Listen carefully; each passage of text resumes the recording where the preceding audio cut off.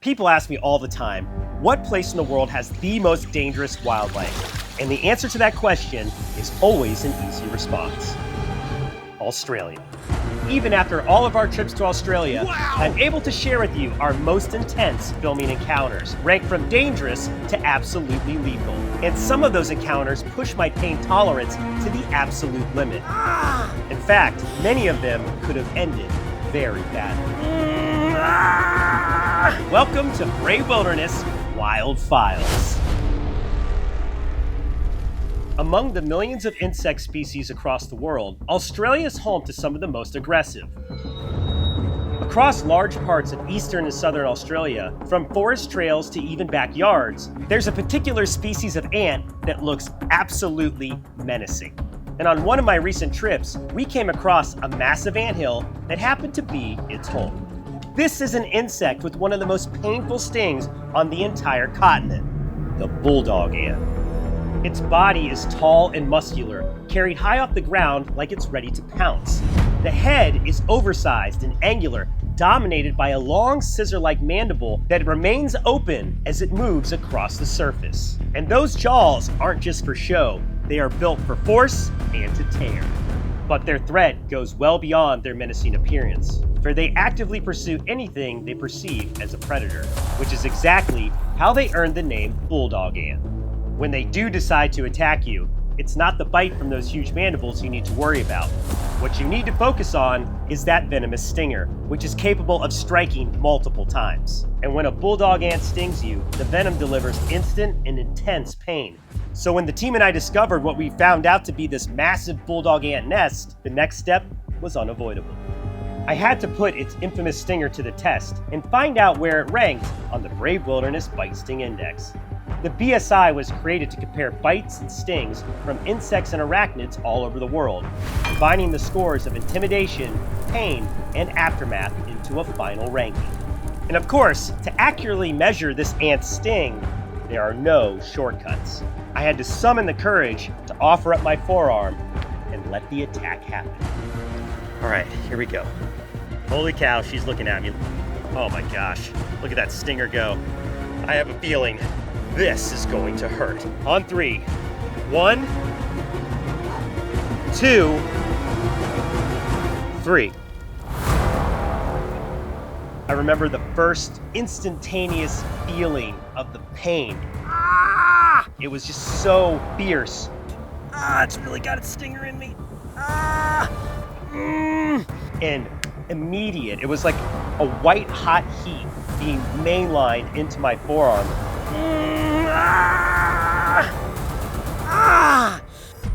Oh my goodness.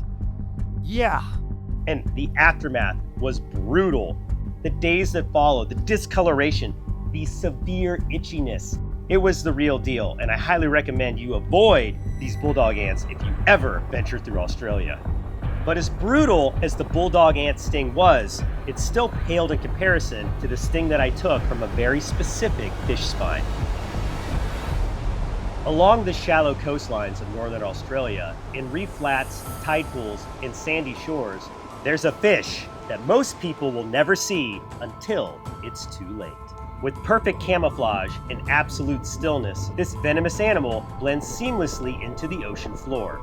And while the team and I were venturing through some tide pools, we came across this creature, which is widely considered to be the most venomous fish on the planet. That is the stonefish. This fish's body looks a lot less like an animal and more like a piece of the marine environment itself that somehow learned to breathe. There's no smooth symmetry to its shape.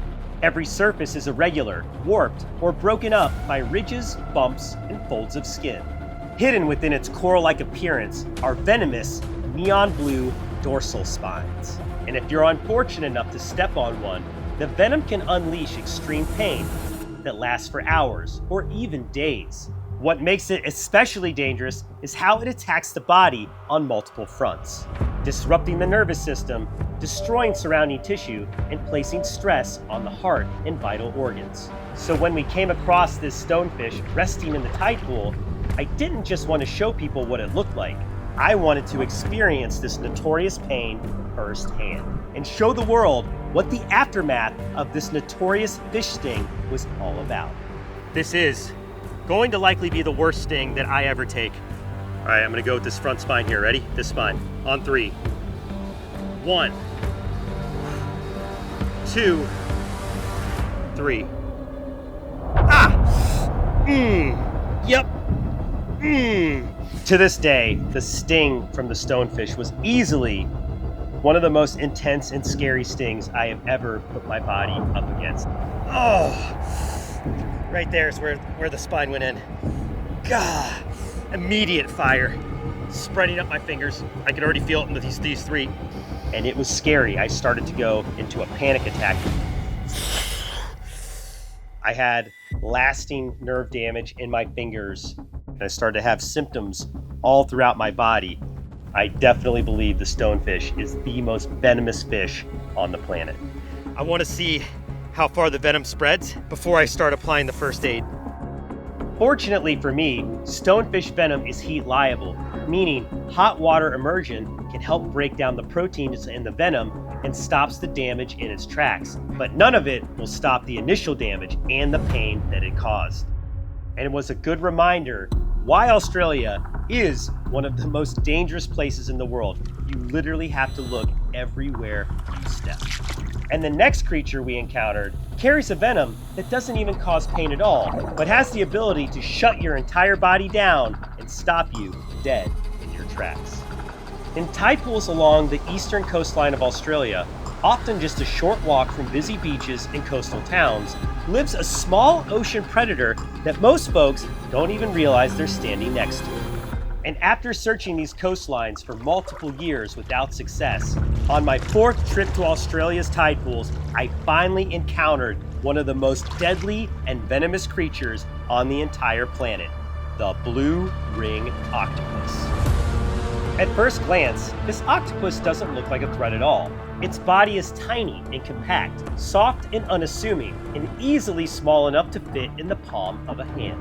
But when disturbed, it flashes its warning sign, these vivid electric blue rings. A striking example of aposematic coloration, or a visual warning meant to tell predators that approaching any closer would result in a fatal mistake. Inside the octopus resides a neurotoxin that is 1,000 times more potent than cyanide. And what makes this animal especially dangerous is how the venom works. A single bite can shut down the nervous system and paralyze the muscles responsible for breathing, which eventually would cause respiratory failure, often without causing any immediate pain to the bite site itself. In fact, many victims don't even realize they're bitten until the symptoms begin, which is especially alarming given the fact that there is currently no anti-venom available. Oh my God, I got a blue ring, guys. Got it. Oh my gosh, we got one. Holy cow. Let's talk about what we found. Right there in my hand is the most dangerous animal on the planet, at least when it comes to venom.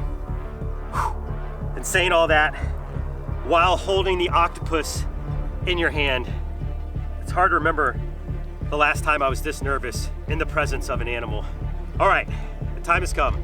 I'm going to attempt to touch with my bare hand the blue ring octopus on 3. 1, 2, 3.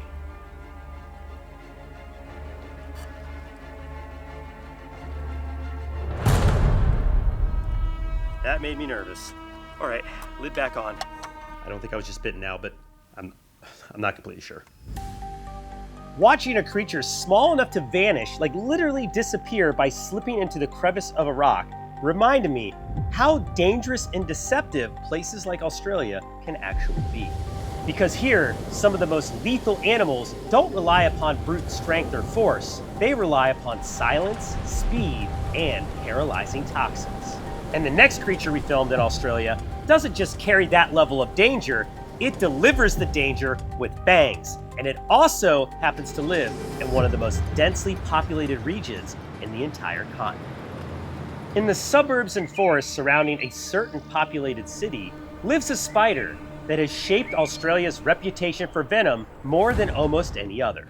While the team and I were filming around Sydney, carefully flipping logs and scanning the trees, we came across a spider that is capable of delivering one of the most dangerous bites on Earth, the Sydney funnel web spider. At first glance, the spider looks built for power. Its body is glossy and jet black, with legs that feel heavy rather than delicate. But the most striking feature are its fangs. When a funnel web spider rears up, its fangs extend downward like curved daggers, long enough to puncture fingernails and penetrate shoes. In fact, their fangs are proportionally long enough that almost every snake species in all of Australia. And when the spider bites, it doesn't deliver a dry warning. Its venom is fast-acting, highly potent, and uniquely dangerous to primates. Oh yeah, that includes human beings. And the reason is, scientists still don't fully understand. Adult male funnel web spiders are significantly more toxic than females and are responsible for the most severe envenomations. During certain times of year, mostly in the warmer months, when males are out in search of mates, bites become more likely as spiders move into garages and homes nearby.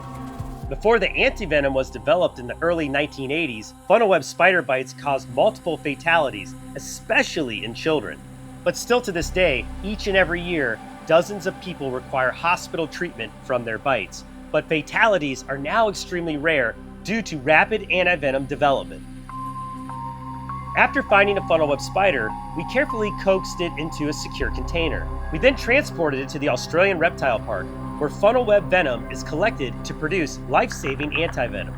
The spider was gently teased until it reared back, exposing its massive fangs. And when it struck, tiny droplets of venom formed at the tips of the fangs, where they were then collected using a small vacuum pipette. As soon as those spiders rear up into strike position, there's immediately a chill in the air. These are seriously strong spiders. And when they flick those fangs down at the pipette, you can actually hear it hitting the glass. In fact, they break the pipettes all the time. And from that little bit of antivenom, it takes hundreds of spiders to be milked over and over again to produce enough antivenom for all of Australia. That's a lot of spider milking. This isn't a spider hiding deep in the wilderness. This is a creature that lives right alongside us in everyday life. And as unsettling as it is to realize how close this kind of venom exists to us, it's only one part of what makes this country so deadly. Because the next dangerous animal we encounter doesn't rely on venom at all. It relies on its strength, size, and absolute dominance. A lot of people assume Australia's most dangerous animals are spread evenly across the entire country, but that's not true at all. Across the Northern Territory, Northern Queensland, and parts of Western Australia, there's an apex predator that completely rules these environments. To find this species, the team and I traveled to the Adelaide River, where the water runs brown like a thick chocolate milk, making the visibility absolutely zero. In conditions like this, you never see one of these animals coming. That is, until it's already too late. Locals call them salties, but you probably know them as the saltwater crocodile. And they are the largest living reptile on the planet. Adult males can exceed 20 feet in length and weigh well over 2,000 pounds. They are built with thick armor-plated skin, massive jaws, and tails powerful enough to launch their entire body out of water. Despite their name, saltwater crocodiles aren't limited to the ocean. They move freely between saltwater and freshwater, traveling through rivers, coastal beaches, and far inland waterways, making them one of the most adaptable apex predators on our planet. And with that level of adaptability comes immense danger to human beings living in Australia. Salties are responsible for the majority of crocodile attacks worldwide. In Australia alone, dozens of ambushes have occurred over recent decades, with multiple fatalities. Usually, it's when a person enters the crocodile's habitat unassumingly. To fully understand the power of these animals, we headed out onto the Adelaide River by boat. Like we said, the water was muddy and opaque, with no visibility whatsoever. As our guide dangled fresh meat from a pole on the side of the boat, massive crocodiles mysteriously materialized from beneath the surface, launching straight up out of the water to snatch it. I'll never forget this one particular moment of that adventure, where the captain told us Guys, don't lean too far over the edge of the boat, because if you fall in, we will not be able to get you out of the water fast enough before the crocodiles get you. Seeing animals that big move that fast was shocking. And if that wasn't close enough, we visited Crocosaurus Cove in Darwin. Haven't done this before. Mario and I entered this clear acrylic enclosure that was lowered directly into the water, coming face to face with a massive saltwater crocodile, easily over 15 feet in length. Oh, we're being lowered.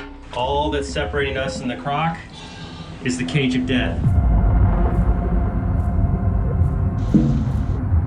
Oh man, did you feel that? Just totally thumped the death cage. That's a powerful animal, you can tell right there. That was crazy. Even after being face to face with the saltwater crocodile, I feel as long as you stay out of their range, you're relatively safe. These animals are terrifying, but they're confined to specific regions in Australia's far north. However, the most dangerous encounters we've had in Australia wasn't just with a single animal, it was with the entire group of them. And they don't just live in one corner of the continent. Across nearly all of Australia, from the scorching outback deserts to farmland and even to the suburbs of major cities, there is a group of animals that is adapted to all of it. They don't dominate with their size or strength like the salties, they dominate with their venom. This is a group of animals that triggers an instinctive fear, one that human beings have never been able to shake. From ancient myth to folklore to modern statistics, they've earned a reputation that spans nearly every continent on Earth. But nowhere does the danger concentrate quite like it does in Australia. Because when it comes to venomous snakes, Australia takes it to the highest level.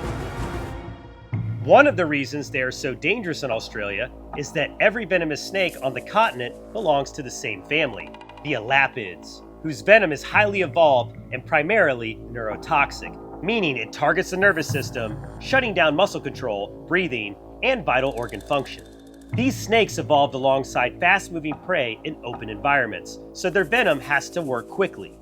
Another danger they exhibit is how quietly they can appear. Unlike rattlesnakes in the United States, who use loud rattles to warn off a threat, Elapids offer very little warning at all. Typically, there's no prolonged buildup. There's no signal that danger is imminent. Usually, it's just a rear up and a bite. Australia is home to 3 Elapids, which happen to be the most venomous land snakes on Earth: the inland taipan, the coastal taipan, and the eastern brown snake. While the inland taipan holds the #1 ranking for sheer toxicity, the snake that possesses the greatest real-world danger is the eastern brown. Oh, there it is. This species causes more serious snake bites in Australia than any other, mainly due to its wide distribution and frequent encounters with people. Each and every year, Australia records thousands of venomous snake bites. However, of all those bites, only 1 to 3 per year are fatal. To understand just how dangerous this group of animals' venom truly is, the team and I visited the Australian Reptile Park, a facility responsible for producing antivenom for the entire country. Once inside, we stepped into what felt like the most dangerous room on the planet. So yeah, you can see him a bit cranky. He's not the happiest about this arrangement.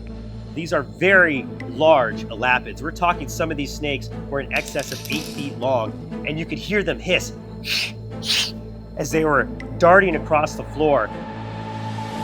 The snake handlers that we worked with were so awesome. They were able to quickly and carefully pin the snakes down, head the snake, and then take them over to those collection vials where they would then pop their fangs down, and we could literally witness the flow of venom into those collection vials. It was wild.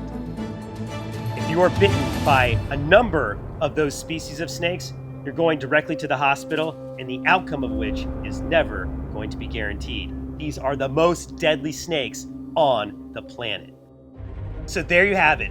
From massive ants to elapid snakes that contain the most toxic venom on the planet, Australia doesn't forgive mistakes. But it does reward those who understand risk. For Brave Wilderness, Australia has to be one of the most painful, intense, but beautiful places we've ever filmed. And it's also been one of the most educational, and I would go back in a heartbeat.